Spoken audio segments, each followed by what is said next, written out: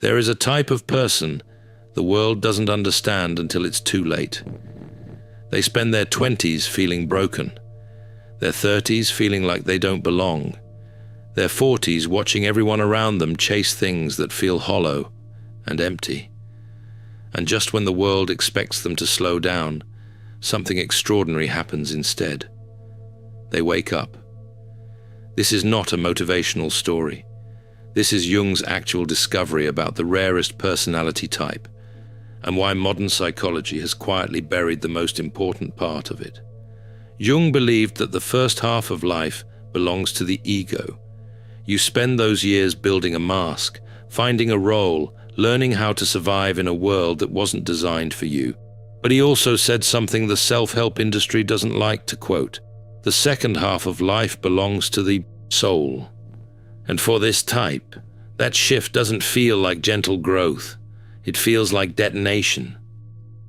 If you've ever felt like you saw things others couldn't see, sensed things others couldn't sense, and still got punished for it, this video is for you. Because Jung didn't just study this type. He spent decades trying to understand why their greatest strength was also destroying them, and what happens when that finally changes. Stay with this, because what comes next changes everything. Jung identified what he called the introverted intuitive type as the personality most fundamentally at odds with collective society, not the rarest in a strict statistical sense. That label came later, from modern frameworks built on Jung's foundation. What Jung actually observed was more specific. This type processes reality in a way that is almost structurally incompatible with how groups function. These individuals don't just think differently, they see differently. They sense the emotional atmosphere in a room before a single word is spoken. They detect lies not through logic, but through something they can't always name. They feel the invisible tensions that everyone else has silently agreed to ignore. Jung called this differentiated perception, and in his clinical notes, he described it as both a gift and a psychological emergency. Think about what it means to be built this way in your 20s. Your peers are focused on appearances, social scripts, and fitting in, but you can't stop seeing what's underneath. You notice the forced smile that hides depression. You sense the desperation behind a confident presentation. You feel the weight of unspoken resentment in a room full of people pretending everything is fine. And what happens when you say something? You get called sensitive, dramatic, negative, too much. So you learn to go quiet. You learn to doubt what you see. You learn to apologize for perceiving things that are real. Jung watched this happen again and again across his patients. And he identified something painful. The very people with the clearest inner vision were the ones most likely to spend the first half of their lives silencing themselves to survive. But the second half changes everything. To understand what changes in the second half, you first need to understand what has been happening underneath all along. Consider a case profile that captures the core dynamic Jung observed across multiple introverted intuitive patients. A highly intuitive woman who came to him during profound psychological collapse. She could not hold down work. She could not maintain friendships.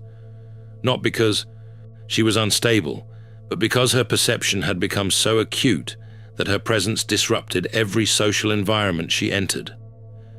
Jung wrote in his clinical notes about this type. The patient displays an extraordinary capacity for perceiving unconscious contents in others, but this faculty appears to cause considerable distress rather than advantage. She could walk into a room and sense who was hiding an addiction, who was carrying grief they hadn't told anyone about, who was performing a version of themselves they didn't believe in.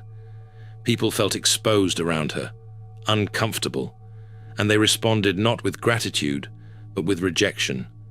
Jung realized he wasn't treating a malfunction. He was observing what happens when consciousness becomes too refined for collective social survival. The world wasn't ready for what she could see, and she hadn't yet learned how to hold that gift without being crushed by it. This is what Jung called the burden of youth for this personality type. Not because they are weak, but because the ego, that protective structure we build in the first half of life, isn't designed to hold that level of perception. The ego wants to belong. It wants to be liked. It wants to fit. And this type of perception makes fitting impossible. So they suffer, quietly, for decades. And the cruelest part, they often believe the world is right about them. They internalize the dismissal. They accept the label of too sensitive, too intense, too much. They build identities around managing and minimizing the very gifts that were meant to define them. They become experts at making others comfortable at the cost of their own psychological truth. Jung called this the sacrifice of the superior function, the moment a person's greatest strength becomes the thing they hide most carefully. For the introverted intuitive, it can last for 30 years. Modern psychology is obsessed with youth productivity. It measures success by how well you function in your 20s, how efficiently you perform in your 40s. It treats anything that disrupts that arc as a disorder to be managed. But Jung had a different framework. He didn't see the struggles of this type as dysfunction. He saw them as preparation. Painful, isolating preparation for something the world hadn't seen yet. Jung believed that a human being only becomes truly integrated, truly powerful, in the second half of life, not despite their suffering, because of it. There is a concept in Jungian psychology called shadow integration. The shadow is not simply evil, and it is not simply your buried gifts. Jung was precise about this. The shadow is the unconscious part of the personality, everything the ego refuses to acknowledge in itself.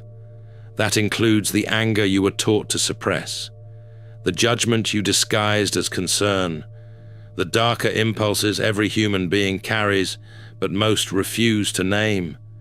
And yes, it also contains what Jung called the golden shadow, the positive traits like intuition and strength that were buried because they made others uncomfortable. For this personality type, that golden shadow is substantial. But integration is hard, precisely because you cannot cherry-pick. You cannot claim only the buried light and leave the darker material untouched. True integration means looking at all of it.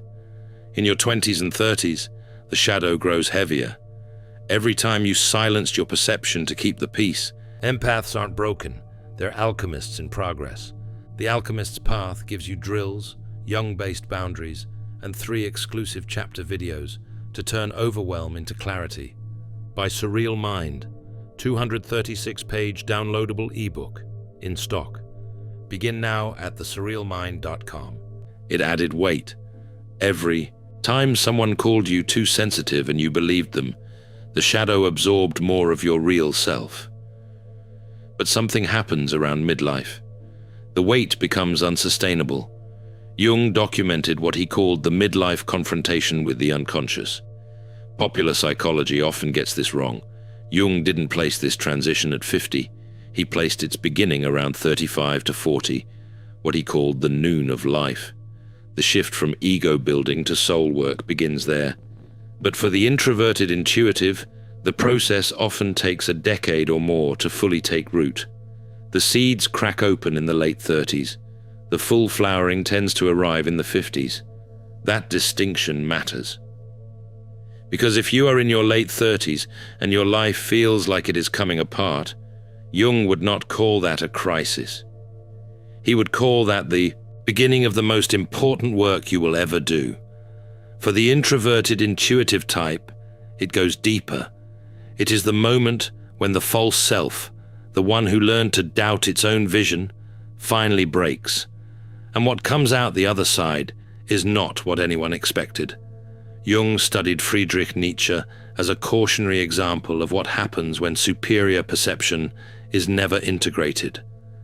Based on the psychological analysis Jung published in his seminars, Nietzsche could see through social masks with devastating clarity. He saw hidden motivations behind moral systems. He exposed the illusions societies use to keep people compliant. But Nietzsche never went through shadow integration. He stayed identified with his gift, not grounded in it. He used his vision as a weapon rather than a bridge. And the result was psychological collapse. Jung also studied the medieval mystic Meister Eckhart as a contrasting illustration. Eckhart possessed what Jung called mystical intuition, the ability to perceive realities others couldn't access. But unlike Nietzsche, Eckhart channeled his insight into service. He spoke in ways that invited understanding. He was deeply perceptive and deeply grounded. He understood that seeing clearly is only the beginning. The harder work is learning to speak what you see in a way that builds rather than destroys. His perception became a gift, not a burden. The difference between these two in Jung's analysis was shadow integration. One man refused it, the other embraced it, and the trajectory of their lives could not have been more different. But Jung noticed something even more disturbing about those who refuse this change. When the introverted intuitive reaches midlife and still refuses to integrate, the perception doesn't go away. It turns. The same ability that once let them see the hidden pain in others now builds a case against the world. Every slight gets catalogued. Every disappointment gets filed. The inner landscape meant to become wisdom becomes a courtroom instead. And the verdict is always the same. The world failed me, and I was right not to trust it. Jung called this the bitterness trap, because the introverted intuitive spent decades being right. They saw things others denied.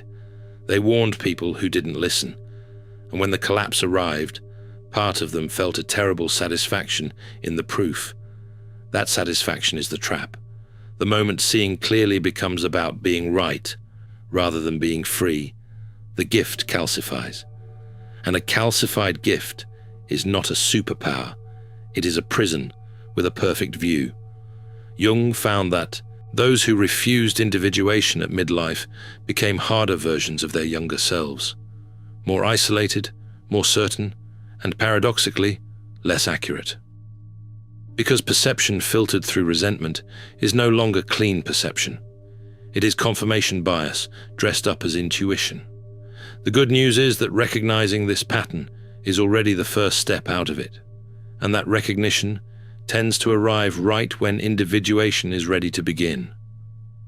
After midlife, this type experiences something modern psychology has no real framework for, because that psychology was built for people who fit collective norms. This type never quite fit, but after midlife, they stopped trying to. Jung called this individuation, becoming who you actually are, not who you were trained to be. For most personality types, individuation is gradual, but for the introverted intuitive, it tends to arrive like a threshold. One day, something changes. The need to be understood by people who cannot understand them evaporates. The grief of being perpetually misread lifts, and what's left underneath is something the world finds unsettling in the best possible way. They stop absorbing other people's pain and start directing their own light. Let that land, because it sounds simple, but it is one of the most profound shifts a human being can undergo. For the first half of life, this type lived in what Jung called participation mystique. He borrowed the term from anthropologist Lucien Levy-Bruhl to describe a state where the boundary between self and environment dissolves unconsciously. You are not just sensing the room, you are merged with it. Their grief lands in your body as your own. Their anxiety fills your chest before they have said a word. The critical point Jung made is that this is an unconscious condition, something happening to you rather than something you are directing. Living in that state for decades with no conscious relationship to it is what exhausts this type so completely. But after shadow integration takes hold, something shifts. The perception remains. the sensitivity remains. But the porous boundary that let everything flood in hardens into something deliberate. They no longer absorb, they observe, they no longer carry, they choose. Jung described the integrated elder of this type as someone psychologically complete, not perfect, not invincible, but whole. They contain both their light and their shadow. They have made peace with the parts of themselves they were told were too much, and in that wholeness, they become something truly rare. Consider a composite narrative based on the pattern Jung repeatedly observed. After years of working through individuation, this type undergoes a transformation that surprises everyone. The person once described as withdrawn becomes the calmest presence in any room. The person once called too sensitive becomes the one everyone turns to when they need someone who actually sees what is happening. The person who spent decades being silenced becomes the one whose words carry a weight that is difficult to explain, not because they became louder, but because they stopped performing. Jung noticed something important about how others responded to this change. Manipulative people who had always sensed they could unsettle this type suddenly became uncomfortable in their presence, not because the integrated elder was aggressive, but because you cannot manipulate someone who no longer needs your approval. Jung described it as the moment the mirror becomes uncrackable. And that is what the rarest personality type becomes after 50. Not softer, not harder, just clear. Finally, completely, unmistakably clear. This is what Jung meant when he said the second half belongs to the soul. But there is a warning, and Jung was direct about it. Not every introverted intuitive makes this transition. Not everyone who reaches midlife steps into the individuation that was always available to them. Some refuse it, and the cost of that refusal is the thing Jung found most tragic. When this type fails to integrate their shadow, the result is not neutrality. It is bitterness. They become people who see everything and trust nothing, who sense lies in every conversation because they have learned to expect betrayal, who isolate completely, not because they found peace, but because connection became too painful to attempt. Jung called this stagnation. The person who refuses individuation does not stay the same, they decay. The gifts meant to serve something larger turn inward and become corrosive. The empath who never integrates becomes the cynic. The intuitive who never claims their strength becomes the recluse. The person who spent 50 years seeing what others missed ends up invisible to themselves. This is not inevitable, but it requires a choice, and that choice arrives at midlife, when the false self finally breaks open. So what does the transformation actually look like, practically? Jung never handed his patients a numbered checklist, but woven through his writings on individuation, 4 clear movements emerge. Think of them not as stages Jung formally listed, but as the natural arc of the process as it appears in his clinical observations and theoretical work.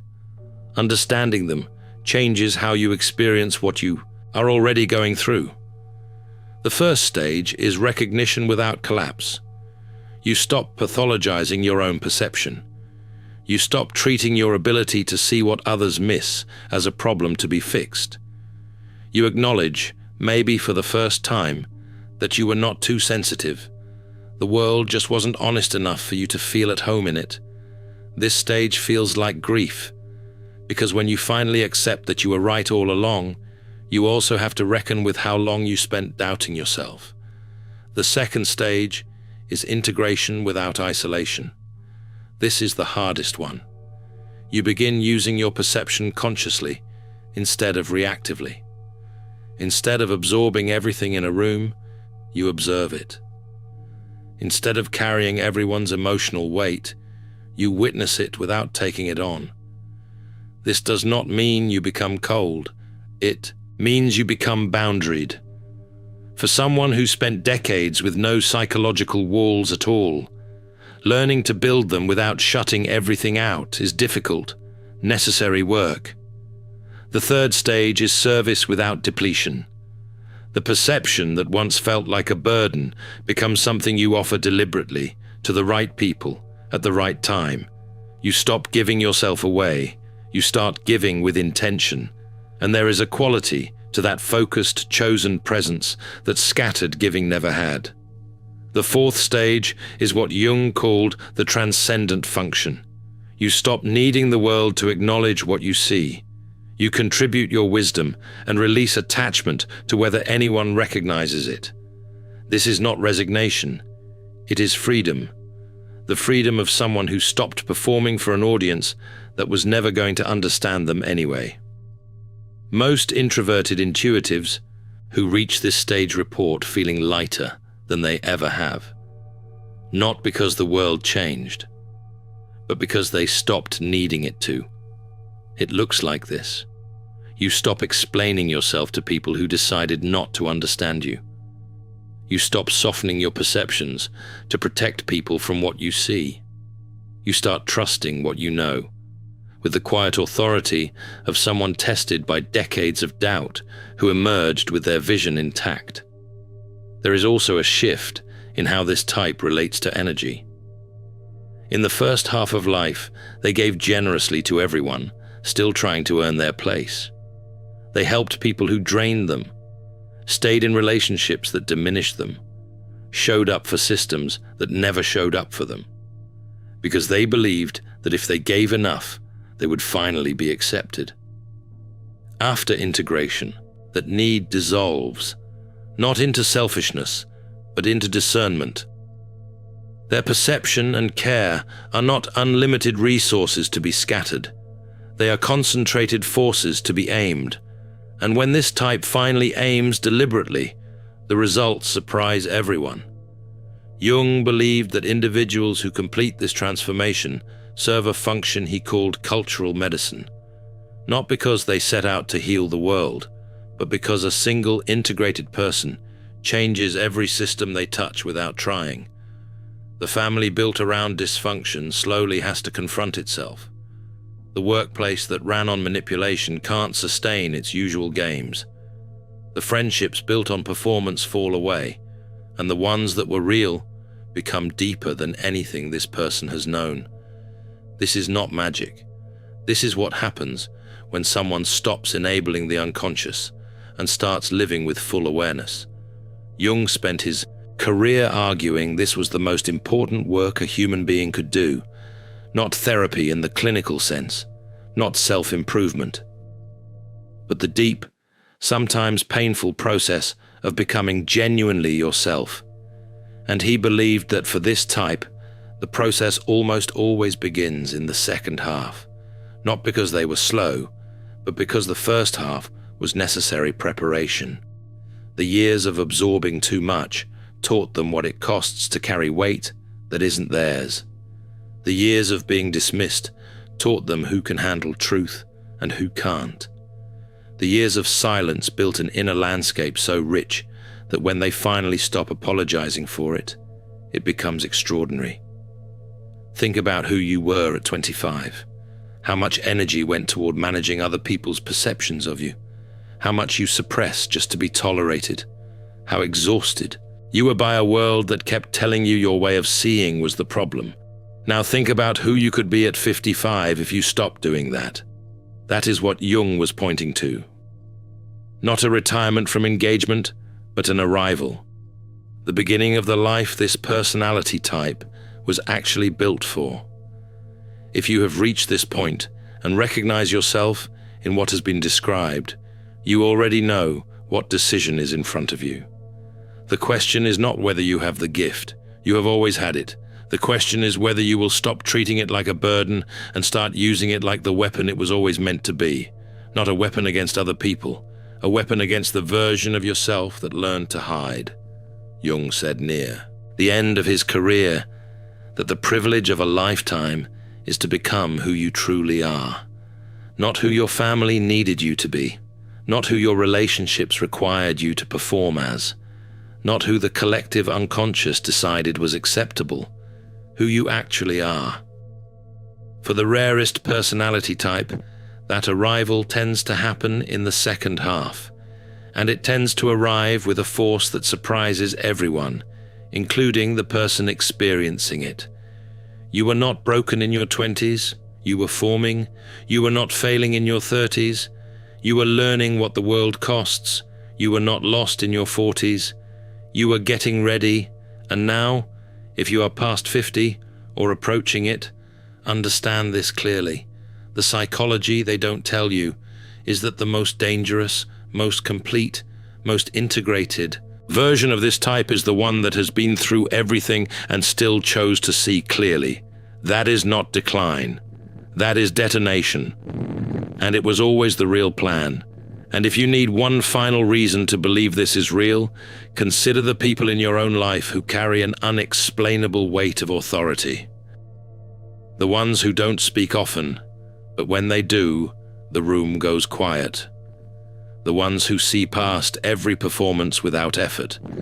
The ones who came through fire and emerged refined, not destroyed. There is a very good chance those people are exactly what Jung was describing. Introverted intuitives who made it to the other side, who chose to become what they always were. Say these words: I choose conscious transformation, not just as a phrase, but as a decision.